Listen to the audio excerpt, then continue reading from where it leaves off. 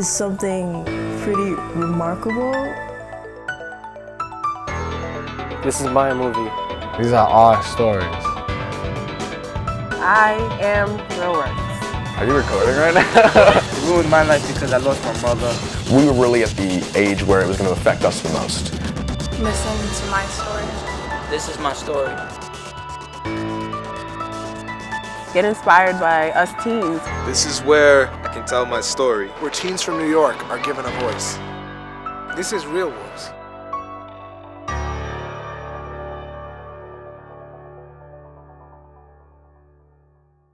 Welcome to RealWorks. I'm Byron.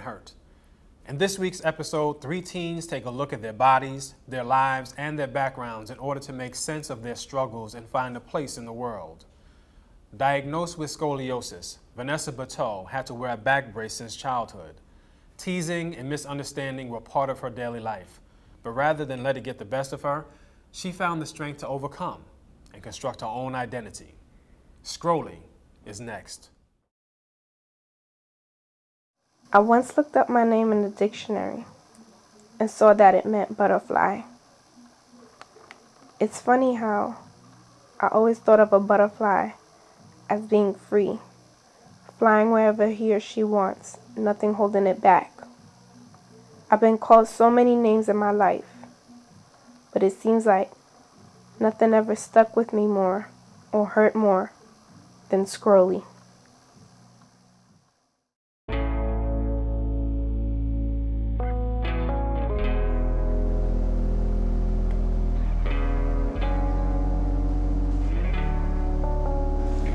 When everybody wakes up in the morning, it's a regular routine for them. But for me, I have to wake up earlier and I gotta do a little bit extra.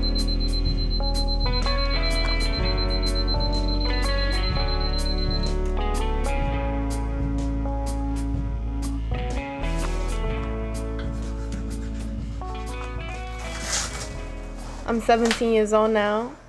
I was diagnosed with scoliosis when I was 11, turning 12, going into 7th grade. I wore the brace in order to prevent surgery. I started off with a 35-degree curve. If I had just 5 more degrees up, then the back brace wouldn't even have been an option for me. I would have just had to get surgery.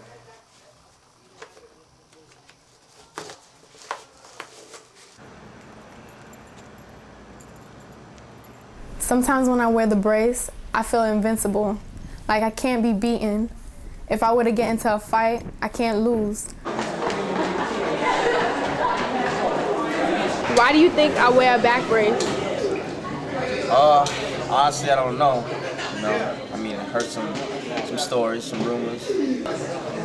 Someone told me you got shot. I heard that you had pregnancy problems. Pregnancy? You got, hit with a bullet or something like that, shot, but I don't know if that's the truth. You're crooked. You wear because you have scoliosis, and like your bone, your spine isn't like straight. Scoliosis is a lateral curvature of the spine. We ask them to bend forwards. To go to the doctor once every 3 months to take an x-ray. I'm always taking the x-ray every 3 months to see how my spine is improving or how's the progress coming along.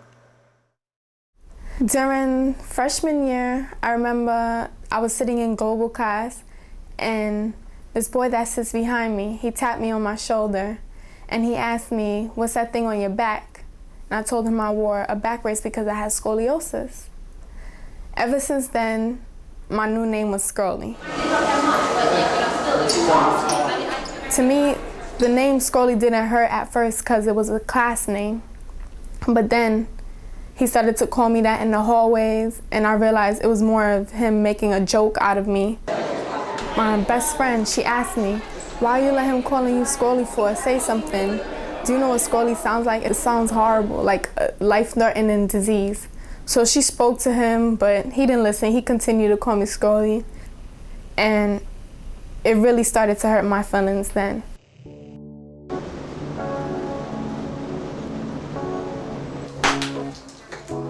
Right now, I'm not wearing the brace as much as before, I used to wear it for 23 hours a day. Now I'm down to 6 hours and I only wear it during the night.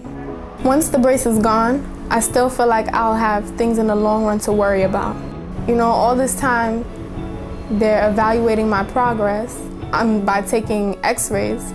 Sometimes I'm taking 3-4 x-rays in one day, and that could be messing up my ovaries. I'm scared that I might develop some type of cancer or may not be able to have kids. And even while I'm wearing a brace, it sometimes squishes my lungs. How do I know? How is that a guarantee for me in the future that everything will be okay? The doctor tells me at the most that I should have about 6 months left. I'm gonna be happy physically that the back brace is off, but mentally, I'm gonna feel like there's an emptiness inside. Are you just making that up? No. That's really how you're gonna feel? Yeah. Not a lie? No. Not a lie. I'm sitting here with Vanessa Bateau, who made the film Scrolii. Vanessa, thank you so much for being here. Thank you for having me. Have your high school classmates seen Scrolii? And if so, what has been their reaction? Some of my high school classmates did actually see the film. The ones that actually were calling me Scrolii did not approach me about it, but the ones who, you know, were on the other side looking at the people calling me names, the name Scrolii, did actually approach me, and, you know, they apologized as if they were the ones to apologize for it. They were sad, they were touched, and they didn't know that I was going through this. How did the word Scrolii affect you, and how did it impact your self-esteem? Or did it impact your self-esteem? It actually didn't at first, because the person who created the name Scrolii for me, he was a jock. He was on the basketball team, and, you know, he's very popular. So the fact that he was even noticing me, I was very happy about that.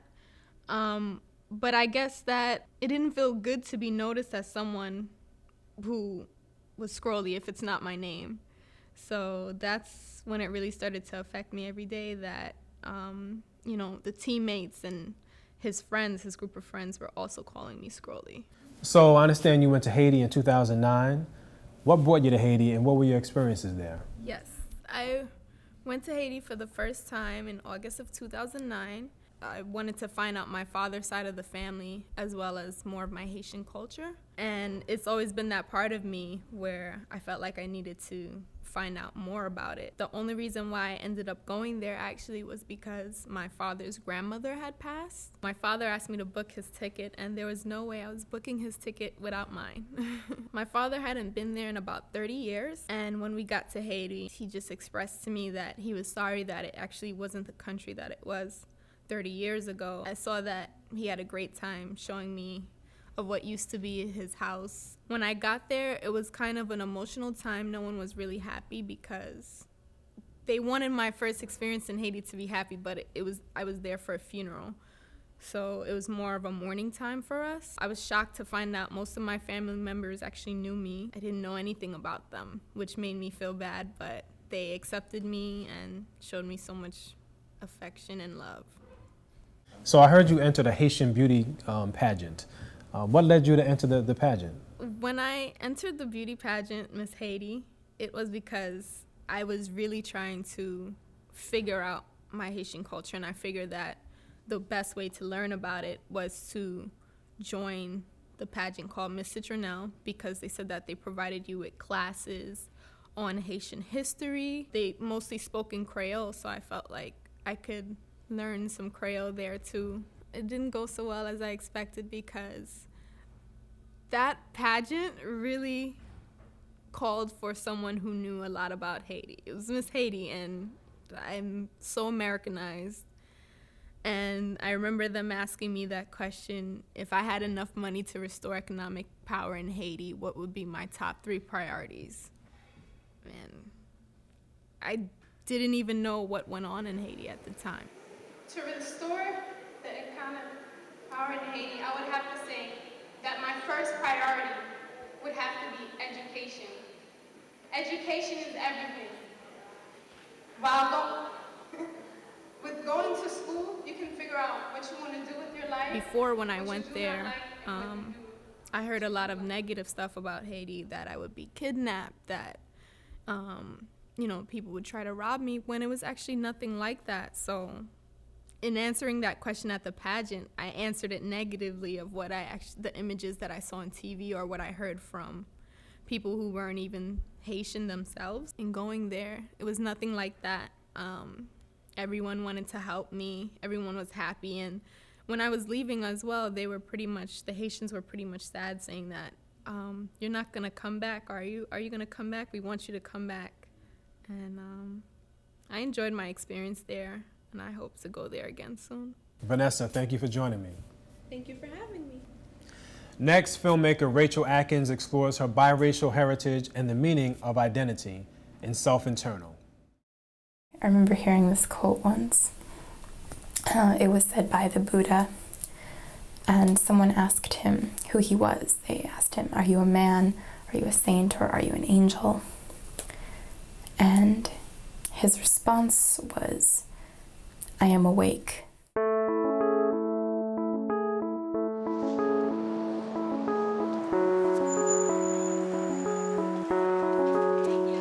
I've never really felt a sense of identity the way other people around me have felt a sense of identity. I've only ever felt like myself, and I don't really know how to explain that to people because, it's me, and they can't really know me. People can get to know me, but they can't know what's inside me the way I can.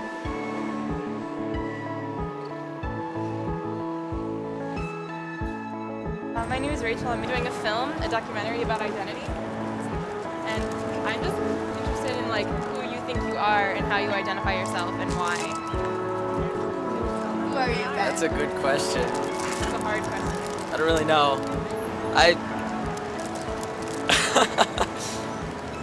How did you come about this question?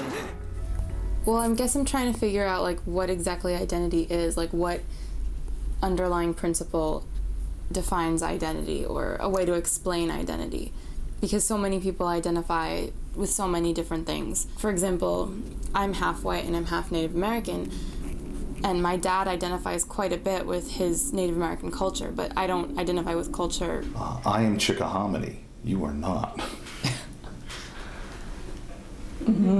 Interesting. I remember once we were on the train and he asked me oh, do you feel Chickahominy, that's the tribe we're from, Chickahominy, do you feel Native American? And I said no, because I don't know what it feels like to be anything else. And when you're talking about Chickahominy, you're talking about a minority experience. I remember when I was in grade school, I used to get in fights simply because I was Chickahominy. There would be those that would taunt me, that would bait me. I was less than they were. Because I haven't had the same experiences that my dad has had, I can never understand his identity. Just because he identifies with ethnicity, I don't think that makes it any less of an identity. My understanding is that you really don't identify Chickahominy. That would be something I would like. That, you would say, yes, I am Chickahominy. That is who I am. Because if you don't identify with being Chickahominy to a certain degree, you don't identify with me.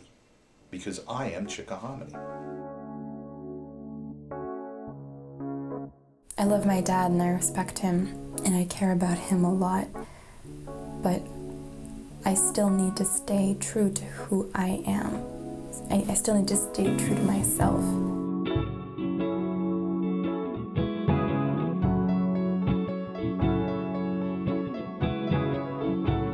I feel like I'm defined by my, awakeness and my sensitivity to the things around me. Very thoughtful. I think you have a sharp mind. I kind of developed this whole analytical side. I love to overanalyze things. It annoys a lot of people, but I like it. And I don't know if that maybe came from my environment, but I definitely know, or think, yeah, I'm pretty sure that I know that I've always been this way. I know times when I hear you with your friends analyzing books and analyzing characters and philosophical issues, and I'm like, wow, you blow my mind, because I was never like that when I was 17. The nature of my identity versus the nature of my dad's identity is very different. The realization of this big difference between us, like, kind of made me think, like, well, what is identity? Like, what's the nature of identity? I have that genetic piece just the way my dad does, so I think that there's got to be more to it. So who do you think you are? I'm a musician. I'm a Canadian and I'm a mother. I'm a student. I think secretly I'm a 50s housewife. Who am I? I know my roles. Who am I deep down, inside? And I think you just have to do a lot of soul searching. I don't feel like identity is one certain thing, but like a compilation of all the fragments that make a person. It's definitely an internal thing. Like, you are kind of, sometimes it's like you don't even know how to explain it. Like, momentarily different things can define you, but at one point you find out that there's like a couple things that will always define you. The one thing that I think I've figured out is that identity is something that's internal. You have to figure out what is significant for you. Increasingly, I do know this, that you are your own person. I think that you are a person who has an inquiring sort of mind. You're a person who doesn't necessarily take the pat answer and just say, oh, okay, and just kind of go with the flow. The role that you take in relationship to the things in your life are what make you who you are. I'd much rather focus on the things that honestly I'm drawn to. And I think that as a result, I'll be happy, and I think I'll have a meaningful identity. Anorexia and bulimia are horrible diseases that afflict millions of young girls. Bronwyn Holmes documented her very personal daily struggle with the disease in Skin and Bones. Next. This is the moon on January 21st, 2005.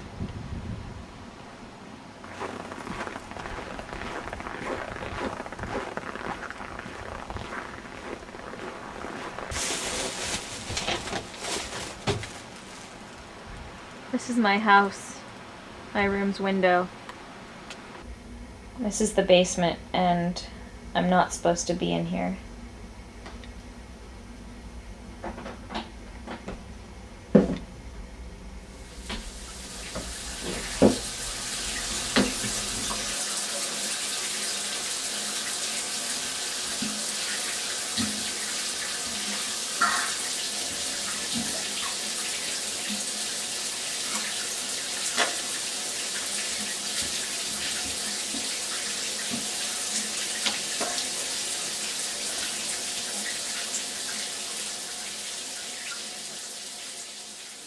I truly became addicted to throwing up by the time I was 13.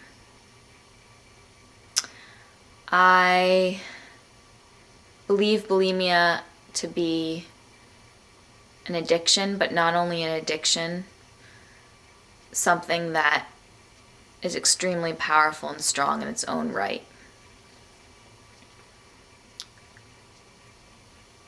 Bulimia is when you eat, and after you eat, you throw up. Binging and purging is when you eat large amounts of food and then you throw them up. I have both. Today, I've had one thing. It's around 6:30. Had this, actually sorry, it's 5:30.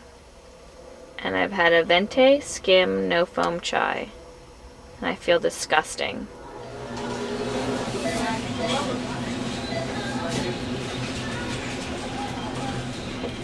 No. No, I can't have this.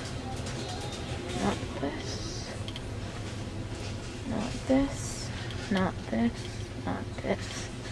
Not this. Not this. And definitely not these. But they're on sale. Food is everywhere. And it's also an addiction. It's like going into a pharmacy if you're a drug addict and having any choice of heroin, cocaine, ecstasy that you like, only for a couple dollars. People don't realize that about bulimics or anorexics.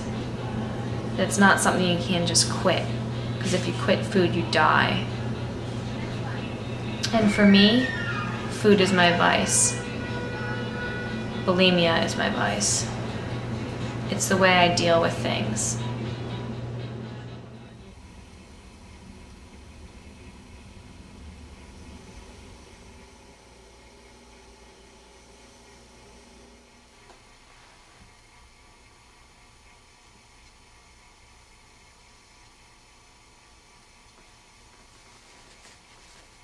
By the grace of my mother, I have survived thus far.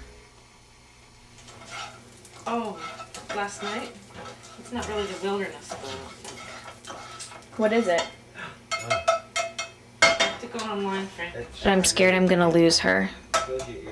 Because even she's getting fed up with my eating disorder. So how has my eating affected you? You're eating, you're not eating, you're puking. Yeah. You're throwing things around in the fridge. How has it affected me? And how does it scare you? Well, I guess at this point, I've sort of been through the ringer with it, so it's, I guess I find it after, 5, 6, 7, 8, 9 years, I guess the most thing that I feel is like it's just gross because you have to deal with the cleanup afterwards, but of course that's probably a shutdown response. It's more, that you have to deal with this thing, and you can only deal with it for so long because the person is not responding to anything. You are not responding to anything that's anyone else can say or do. It's totally within yourself. So I guess that was a process of just learning that there's absolutely nothing that you can do as a parent, as a person. There's nothing you can do. So you just basically have to sit by and watch as the person that you care about, your child, basically self-destructs. It's, in one sense, you almost, at some points, a rope would be easier. Just if that's what you're doing, that's what you have to watch your child basically commit suicide.